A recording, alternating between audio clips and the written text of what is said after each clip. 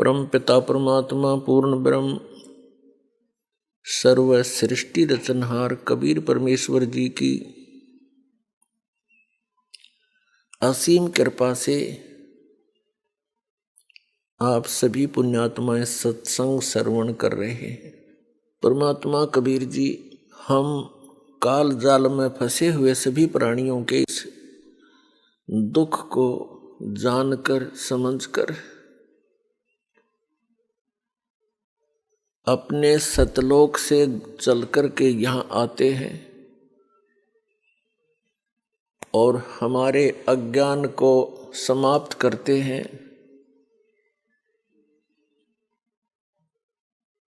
हमें ये बताने की चेष्टा करते हैं कि तुम सभी प्राणी ऐसे स्थान से आए हुए हो जहाँ पर किसी वस्तु की कमी नहीं, किसी वस्तु का वहाँ पर अभाव नहीं, वहाँ कोई दुख नहीं, वहाँ पर व्यर्थ अवस्था नहीं। सृष्टि ऐसी ही है, शरीर आपके ज्यों के त्यों हैं। वहाँ जो आपको शरीर प्राप्त था वो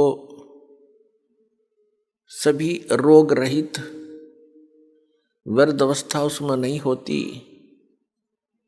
वहाँ मृत्यु नहीं होती। उस स्थान को आप अपनी गलती के कारण छोड़ आए। अब आप यहाँ पर ये दंड भोग रहे हो, सजा भोग रहे हो, और यहाँ पर आप जी ने इन दुखों को ही सुख मान लिया। यदि किसी को अधिक दुख है और उससे कुछ कम दुख को हमने सुख समझ लिया, और यहाँ पर सुख नाम की वस्तु नहीं है, आपने सुख देखा ही नहीं है, इसलिए इन्हीं अटकलबाजियों में आप सुख मान रहे हो। कैसे? जो निर्धन है वो सोचता है धनवान सुखी, ये कार और कोठियों में निवास करता है, सफर करता है। अब धनवान को स्वप्न में भी सुख नहीं होता। धनवान समझता है, धनी व्यक्ति सोचता है कि राजा लोग सुखी होंगे, ये राजा लोग सुखी हैं। राजा सुखी हो ही नहीं सकता। विचार की बात है, जैसे एक परिवार का मुखिया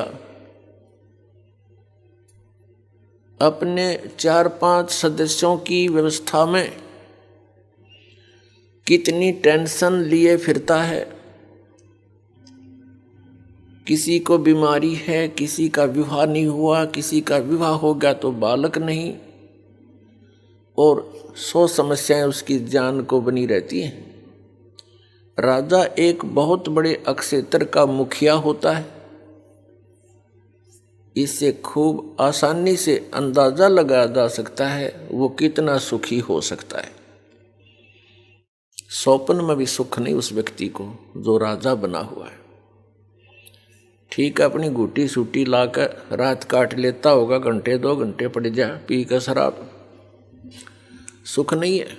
हाँ, उस व्यक्ति को जो परमात्मा से जुड़ा हुआ है, कबीर परमेश्वर की भक्ति करता है, वो चाहे निर्धन है, चाहे धनवान है, चाहे राजा भी क्यों ना बना हो, वो भगवान से डरने वाला, परमात्मा उसका साथी होता है।